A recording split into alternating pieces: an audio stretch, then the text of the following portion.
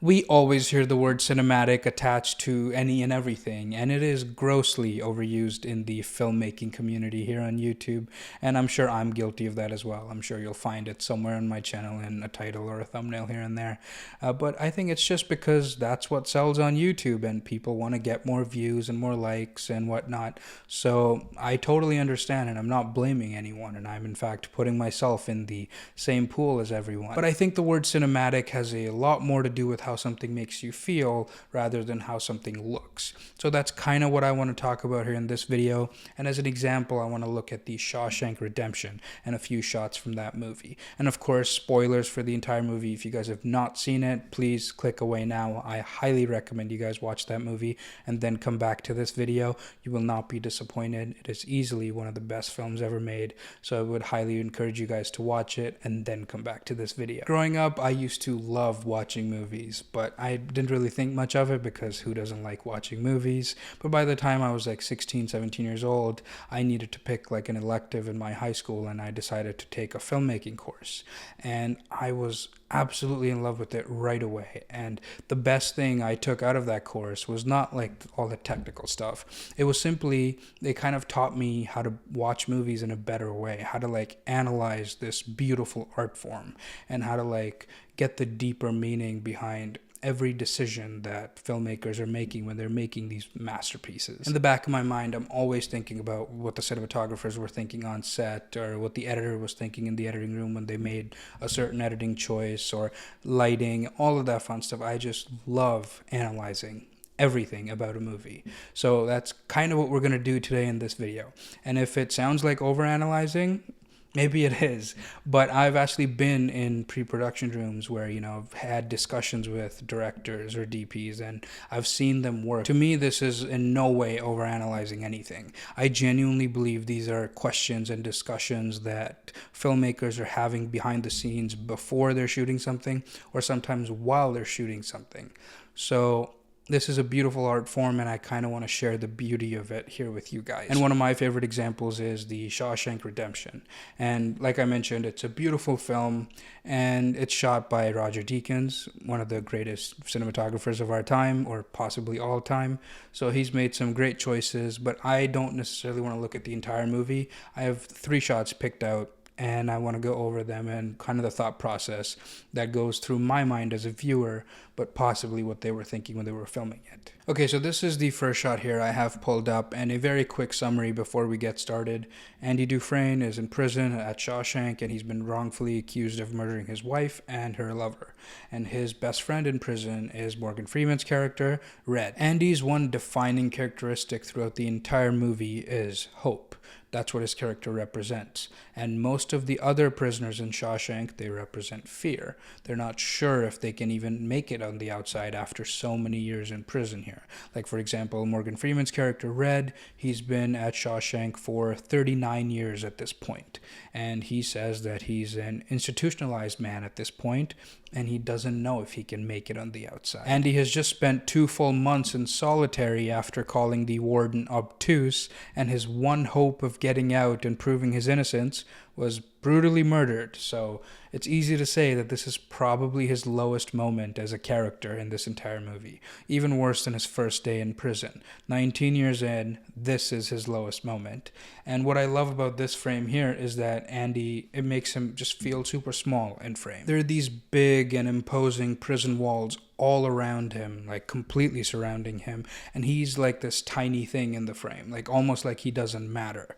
And he's also sitting on the darker side of the frame. As you can see, there's a lot more sunlight on the left side of frame here, but he's sitting on the right side, right up against a wall, and it's almost like the prison wall is blocking the sun or the bright side or sunlight from coming to his side. So he's sitting in darkness, alone, kind of thinking about his life. So I think that's what makes this a very powerful frame. And if we kind of play this scene here, you see that Red walks in, from the bright side. As we know, Red is Andy's best friend. They spend most of their time together in Shawshank, and Red is here to offer a helping hand, right? Hopefully, talk to his friend and whatnot, and he kind of walks in from the bright side. And then we kind of just go into like normal coverage, into like medium shots, close-ups and whatnot. Then we get to the same shot again, but here Andy gets up and he walks away. So here we are near the end of that scene, and the roles have reversed, right? So it was Red on the left side of frame coming in from the bright side, but near the end of the scene, Andy is the one who kind of gets up from the darkness, walks towards the bright light. And this comes after the conversation they have, and even at Andy's lowest moment, he still has more hope than Red. That's what we find out. That's where we get that iconic line of, "Get busy living, or get busy dying." Andy's just said that, and he gets up, walks away. And now we can visually see that he is on the bright side of the frame, and he's kind of left Red. And now he turns around because he doesn't want to leave Red, right? He wants Red to come join him on the bright side. So he comes back closer, and then Red comes in closer, as we can see. And if we just fast forward a little bit, we don't really see the wide shot until the very end here. So Andy's talking about a tree that he wants Red to go and check out, and he's buried something underneath. But if we just here go back, we see visually they were talking at that very edge of that split screen there with the shade. We of course find out later that this is the last time Andy spoke to Red before his escape. And he's left, visually and story-wise, he's left Red as close to the edge of hope, the edge of light as he possibly could. And I think that's what this shot kind of conveys here. And even symmetry-wise, Red is more than halfway through frame. He's not at the 50% line, he's a little bit further. And I like that. I think that says a lot about his character, that Red was like the cynical guy, right? He's like, I can't make it on the outside. But Andy has kind of led him to the other side, right to the edge. And now it's up to Red to take that next step. And if he was to take the next step, he would pretty much be in the bright light.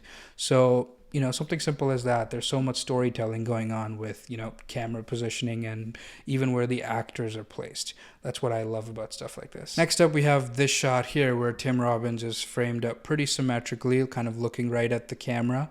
And there's a lot of contrast here in this image, right? We have some kind of streaks coming in from frame left, and then a lot of darkness on the right side. And if we just play the scene a little bit, so as we can tell, the darker parts of the image get even darker as the prison lights get turned off. And this is just such a pretty looking shot here because there's so much darkness around him, but there's just a little bit of light coming in. So visually, story-wise, even though this is his darkest point, we can kind of look at it like he still clings on to the little bit of hope that's kind of left. And if we play the scene, you can tell he's going to turn his head, and he turns his head towards the light. I kind of love that symbolism there, that even in the darkest times, he chooses to look towards the bright side or the light. So that's kind of what I like about the scene. But overall, the camera doesn't move. It's locked off completely, so we get to just focus on all the different textures in the frame, the dramatic lighting in the scene, and there's just so much going on through his head that they just kind of take out all the other variables from the scene, and they just want you to focus on Tim Robbins' performance and just what's going through Andy's mind here during this moment. Because later we find out that he's thinking about his prison escape. That's why he's kind of looking towards the light, right? So there's so much storytelling happening in this static shot. I just love that. It's beautiful. Okay, so here I want to talk about one specific shot near the end, but I also want to talk about the entire scene in general because there's so much going on here and so much to kind of break down. But Andy's just pulled off his escape, and the first thing he does as soon as he gets outside is takes off his prison clothes. And he's kind of just ripping them off, and he just wants to leave that life behind. And as soon as he does, he's able to breathe again. He slows down and he's able to enjoy the moment, kind of stare up at the sky, kind of really be in the moment, right? I love that little pause there. And then hands up in the air, freedom. And this is the iconic shot from the movie. And let's just talk about this for a quick second here. There's so much going for this shot. First things first, there's so much negative space around him, right? Andy has never felt free. Hands up in the air is like a universal sign of freedom, right? So that's kind of what he's feeling here. The camera is also going up and away from him. So we almost get like this bird's eye view, almost like God looking down at Andy. I love that. And most of the movies, whenever you see like a thunderstorm like this, it's usually to signify something bad. But Andy's life, it's been the contrast. Everything that's happened to him in the past 19 years has pretty much been bad. So here, the rain actually signifies him kind of leaving that behind, almost like he's getting cleansed, right? So the rain is washing all the sins away, even though he didn't necessarily commit any. But earlier in the movie, he said that he drove his wife away. So she was there where she was because of him, right? So he kind of feels guilty even though he didn't kill her. Throughout the entire movie, we've never really seen a shot of Andy like this, where there's nothing else in frame, right? There are no people, there are no walls, there's no prison cells or bars or anything at all. Nothing is holding him back. There's no borders, if you will. The edges kind of blend away. And you actually feel like he's this free guy standing in the middle of nowhere being rained on. And like I mentioned, the camera angle has a lot to do with this as well, where you're able to get this clean shot because even though he's standing right in front of the prison, you don't see the prison. So it's a way for you to mentally kind of remove that and just enjoy the fact that he's a free man after nearly 20 years in prison. He's taken off his prison clothes and he's able to wash off his sins, and he's now in a new phase of his life, being cleaned, and he can step into something new. In Red's narration, he also says that Andy Dufresne, who crawled through a river of shit and came out clean on the other side. So this is a great demonstration of how he literally and metaphorically came out clean on the other side. So I love this scene for just that. The shot's so iconic that it's actually on the poster of the movie, or a variation of this kind of moment is on the poster of the movie, because it does signify a lot for the character, for the story. And I just love stuff like this. Even like a very bland shot like this can tell such a deep story. I really, really love the shot. I've made a video that was sort of similar to this like 2 or 3 years ago. I'll leave that over here for you guys to check out if you'd like, but I'll kind of find any excuse to talk about movies that I love. And if you guys have any other recommendations for movies you guys want me to talk about, leave them in the comments below, and maybe we'll make another video just like this in the future. Alright guys, that was it for me today. If you guys like this video, don't forget to leave it a like and subscribe for more videos like this. I'll see you guys next time.